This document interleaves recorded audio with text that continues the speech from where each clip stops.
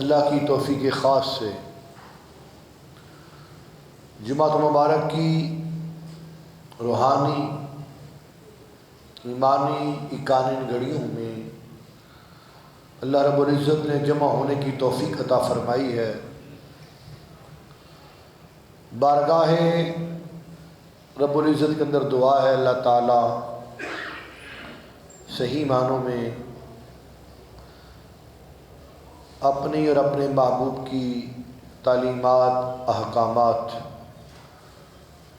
اور حق بندگی اور حق غلامی میں زندہ رہنے اور تا دم آخر اللہ تعالیٰ اپنی اطاعت کی پکی سچی توفیق عطا فرمائے۔ عزیزان محترم، رجب شریف جہاں پر بے شمار موضوعات ہیں، وہیں پر اللہ رب العزت نے اپنے پیارے حبیب لبیب عبد منیب آقا امام الانبیاء صلی اللہ علیہ وآلہ وسلم کو معجزہ معراج عطا فرمایا۔ سب انبیاء کو کمالات عطا فرمائے، ہر نبی کو بے شمار معجزات عطا فرمائے، ہر نبی کو شرف و شان عطا فرمایا، لیکن تمام انبیاء کے کمالات اور اخلاق اور ان کی شان اور ان کے مقامات کو اپنے حبیب کی ذات میں جمع فرمایا،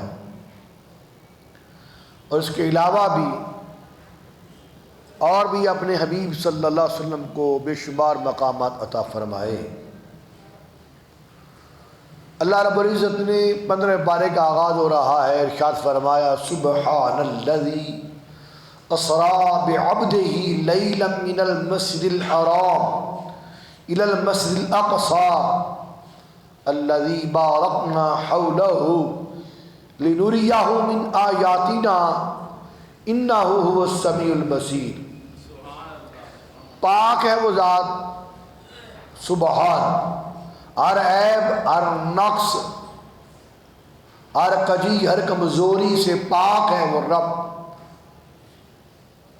اسریٰ بعبدہ لیلا، جو لے گیا رات کے کچھ حصے میں اپنے عبد مکرم کو، عبد مکرم و مقرب کو، عبد خاص کو، اپنے حبیب کو مسجد حرام سے مسجد اقصی تک، اور مسجد اقصی جس کے ارد گرد ہم نے برکتیں دے رکھی ہیں، لنریہ من آیاتنا، کہ اللہ دکھائے اپنے حبیب کو نشانیاں، انہ هو السمیع البصیر، بے شک وہ سننے والا ہے اور دیکھنے والا ہے۔ عزیزان محترم، معراج کیوں کرایا گیا، کیا وجہ ہے، ان حکمتوں میں بھی میں نہیں جا رہا، میں مختصراً کچھ عرض کروں گا آپ کے سامنے، کیونکہ اگلی جمعرات کو جو آ رہی ہے اس کے اندر نبی پاک صلی اللہ علیہ وسلم کے شب معراج کے حوالے سے پروگرامز ہوں گے، محافل ہوں گی، ان میں بھی آپ شرکت کیجیے گا، تلاوت و نعت بھی ہوگی، ذکر اذکار بھی ہوگا، اور حضور کے شب معراج جو مخصوص واقعات ہیں وہ بھی علماء بیان فرمائیں گے۔ چند باتیں میں آپ کے سامنے رکھ رہا ہوں حضور کی عزت و شان کے حوالے سے۔ سبحان، سب سے پہلے اللہ رب العزت نے سبحان کہہ کر کہ پاک ہے وہ اللہ، پاک ہے وہ رب، ہر کمی سے، ہر کمی سے اللہ تعالیٰ کو ہر نقص سے پاک ماننا، اس کو سبحان کہتے ہیں، تسبیح بھی اسی سے نکلا ہے۔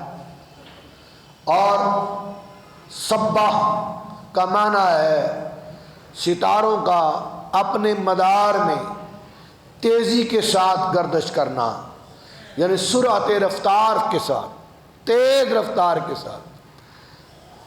کل فی فلق یسبحون، یعنی سیاروں کا اپنے مدار میں تیزی کے ساتھ گردش کرنا، اس کو بھی سبح، کسی چیز کا تیزی کے ساتھ جانا۔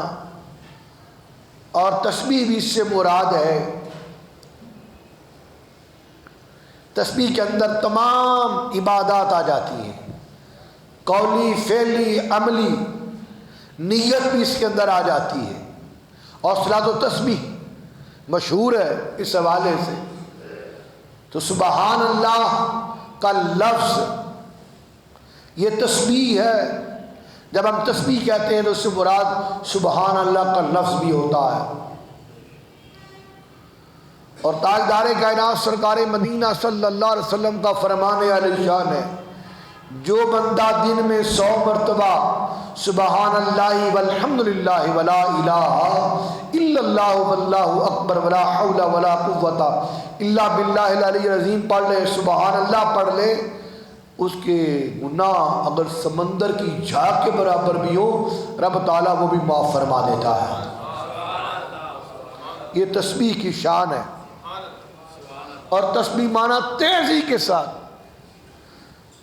تو میں یہ سمجھتا ہوں جب بندہ سبحان کہتا ہے تو بندہ اپنے رب کے قرب میں بھی ہوتا ہے، اور رب تعالیٰ تیزی کے ساتھ اس کے گناہوں کو بھی معاف فرما دیتا ہے۔ عزیزان محترم، سبحان پاک ہے وہ ذات جو لے گئی اپنے بندہ کو، بندہ مکرم کو۔ کیسے لے گئی؟ بڑے بڑے سوالات، بڑے بڑے فلسفے حاشیے چڑھائے جاتے ہیں، ایسے لے گئی، ایسے لے گئی۔ بہلول دانا سمجھانے کی نیت صرف کر رہا ہوں کہ رب کیسے لے گیا۔ بہلول دانا ہارون الرشید کا دور ہے، ہارون الرشید عباسی خلیفہ آپ کو بلاتا ہے، آپ جاتے نہیں ہیں۔ ایک دن وہ محل کے اوپر بیٹھا ہوا تھا، اس نے دیکھا کہ آپ آ رہے ہیں، اس نے اپنے سپاہیوں کو، اپنے نوکروں کو، خادموں کو حکم دیا کہ بہلول دانا کو پکڑ کر لاؤ۔ انہوں نے اوپر سے جال پھینکا اور جال کے ذریعے انہوں نے ہارون الرشید کے سامنے پیش کر دیا۔ ہارون الرشید نے ایک سوال کیا اور آپ نے ایک جملے میں اس کا جواب دیا۔ اس نے کہا بہلول دانا مجھے یہ پوچھنا ہے تم سے، دانا مانا عقل مند، یہ دانا نہیں ہے جس کو ایک تسبیح کا دانا کہہ رہی ہے، دانا ہے۔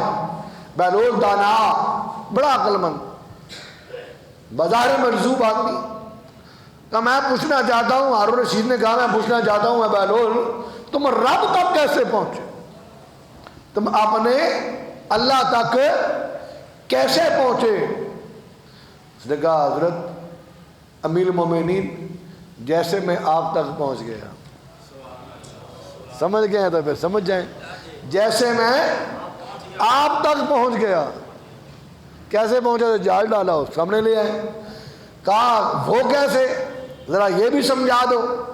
اس نے کہا حضرت اگر میں آنا چاہتا، پہلے میں پروگرام بناتا، سونے کپڑے پہنتا، خوشبو لگاتا، اس کے بعد سفر کرتا، سفر کرتے ہوئے آپ کے دروازے پر پہنچتا، آپ کے دروازے پر پہنچ کر درخواست پیش کرتا، آپ کا ایک ہی درخواست مانتا یا نہ مانتا وہ بات کی بات ہے، اگر وہ لے لیتا پھر آگے جاتا، آگے وزیر کو ملتا، وزیر کو ملنے کے بعد آپ تک میری درخواست پہنچتی، آپ باریاب ہونے دیتے یا نہ دیتے یہ بھی آپ کی مرضی ہے۔ اگر میں خود جانا چاہتا اپنے رب تک، ہو سکتا ہے نہ پہنچ سکتا، جیسے آپ نے جال ڈال کر مجھے اپنے پاس بلا لیا ہے، ایسے ہی رب کی رحمت نے بہلول دانا کو اپنے پاس بلا رکھا ہے۔ جیسے آپ نے پکڑا مجھے اور اپنے پاس بلا لیا، ایسے ہی اگر میں جانا چاہتا اپنے رب کے پاس، ہو سکتا ہے میں نہ پہنچ سکتا، میں خوشبوئیں بھی لگاتا، میں لباس بھی سونا پہنتا، میں اس کے پاس حاضر بھی ہوتا۔ اس کا مقصد یہ نہیں ہے کہ ہم نے حاضر نہیں ہونا، ہاں مطلب اس کا وہ تو بیلول دانا ہے نا، اس کو سمجھانے کی نیت سے وہ بادشاہ سے بات کر رہا ہے، اور بادشاہ عقل مند آدمی ہوتے پتہ ہے آپ کو، اور اس سے بات کرنا آسان بھی نہیں ہوتا، اس کو سمجھانا۔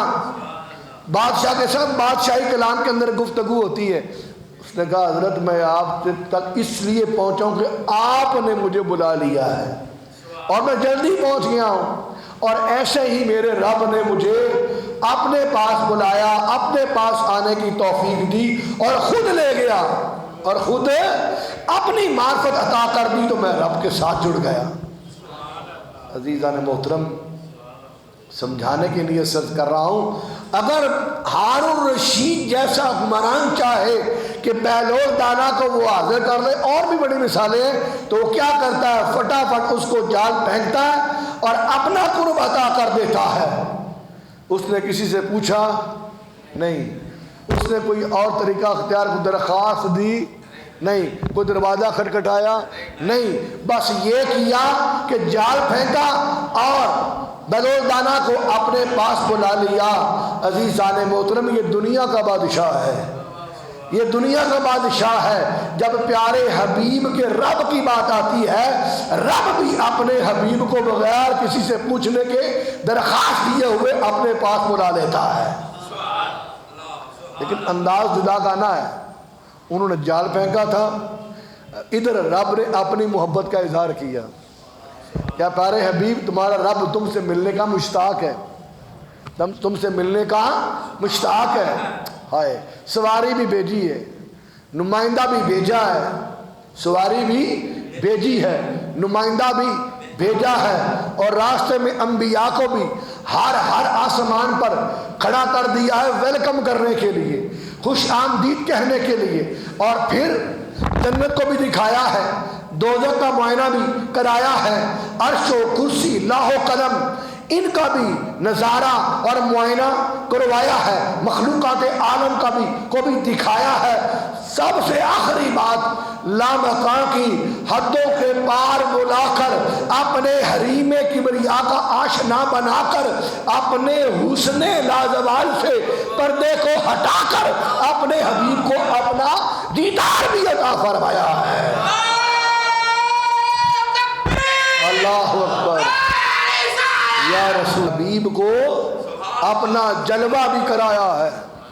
اللہ اللہ اللہ، قربان جائے۔ اور جب حضور اس مقام پر پہنچے، اس مقام پر پہنچے تو رب نے کہا اے حبیب بتاؤ، اے میرے حبیب منیب، حبیب لبیب، بتاؤ تو صحیح، آج اتنے مقام پر آئے ہو، سارے مقام نیچے رہ گئے، سارے مقام نیچے رہ گئے، آج زمین نیچے رہ گئی، آسمان نیچے رہ گئے، ستارے سیارے افلاک املاک خلقتیں نیچے رہ گئی، ستارے اور سیارے، چاند سورج، عرش و کرسی لاہ و قلم، مکان کی ساری سرحدیں اور فاصلے ختم کر کے تو لامکان کے اندر اپنے رب کے پاس آ گیا ہے۔ اے حبیب بتا تو صحیح، اس مقام پر جب تو پہنچا ہے، تمہیں بڑے خطاب میں نے دیے ہیں، بڑے بڑے القابات سے نوازا ہے، اے پیارے حبیب بتا، اس مقام پر پہنچا ہے، میں خطاب دوں گا تو پھر بات اور ہوگی، تو بتا تو اپنے لیے کون سا خطاب پسند فرماتا ہے؟ ہائے ہائے، تو بتا اپنے لیے کون سا لقب، کون سا خطاب پسند فرماتا ہے؟ پیارے حبیب صلی اللہ علیہ وسلم نے نظریں جھکا کر حریم آشنا میں کہا مولا مجھے الیک بنسبت العبودیہ، مجھے اپنے عبد ہونے کا اعزاز کے ساتھ نواز۔ نوازنے کا مطلب یہ پکار کہ مجھے نسبت عبدیت کے ساتھ پکار، یہاں پر کھڑا کر کے جب یہاں پر پہنچا ہوں۔ امام جعفر صادق کشف المحجوب میں، کہ یہ حافظ بیٹھے کشف المحجوب کے، کشف المحجوب میں داتا صاحب نے لکھا ہے، امام جعفر صادق کے حالات میں لکھا ہے، آپ فرماتے ہیں اگر تم عبادت کرنا چاہتے ہو تو اللہ تعالیٰ فرماتا ہے پہلے توبہ کرو، پہلے توبہ کرو پھر عبادت کرو، کیونکہ عبادت سے پہلے توبہ مقدم ہے۔ قرآن کی آیت پڑھی التائبون العابدون الحامدون السائحون، کہ پہلے توبہ کرو پھر بندگی کرو۔ بڑا خاص نقطہ یہاں پر امام جعفر صادق نے فرمایا، کمال ہو گئی، بے شک وہ ٹینشن تھی وہ علیحدہ ہے، میں بتانا چاہتا ہوں بڑا خاص نقطہ فرمایا۔ جب گناہگار بندوں کو کہا کہ مجھ تک آنا ہے، کہا توبوا الی اللہ جمیعا ایھا المؤمنون لعلکم تفلحون، اکٹھے ہو کر توبہ کرو۔ جب بندوں کو اپنا قرب دینا تھا، کہا پہلے بندگی سے پہلے توبہ کرو، اور جب اپنے حبیب کی باری آئی فرمایا فَأَوْحَىٰ إِلَىٰ عَبْدِهِ مَا أَوْحَىٰ۔ اے میرے وہ اللہ جس نے اپنے بندہ خاص کے ساتھ جو وحی کی اپنے بندے کو کی، عام بندوں کی باری آئی تو فرمایا توبہ کرو، اور فرمایا طریقت کی ابتدا توبہ ہے، اور اس کی انتہا عبودیت ہے، اس کی انتہا عبودیت ہے، اور مقام طریقت کا آغاز اور ابتدا توبہ ہے، اور اس کی انتہا عبودیت ہے۔ قربان جاؤں آقا تیری عظمت پر، جب حریم کبریا میں پہنچ کر رب نے فرمایا کہ اے حبیب بتا تمہیں کس نام سے پکاروں، اس وقت کس لقب سے پکاروں، تو حضور کو پتا تھا کہ یا ایھا المزمل کا تحفہ مجھے مل چکا، یا ایھا المدثر کی شان کا دوشالہ مجھے عطا کیا جا چکا، والضحیٰ مجھے کہا جا چکا، طٰہٰ یاسین یہ ساری شانیں رب نے مجھے عطا فرما دی ہے۔ عزیزان محترم، تو رب کے محبوب نے فرمایا مولا اگر یہاں پر کچھ عطا فرمانا ہے تو مقام عبودیت عطا فرما۔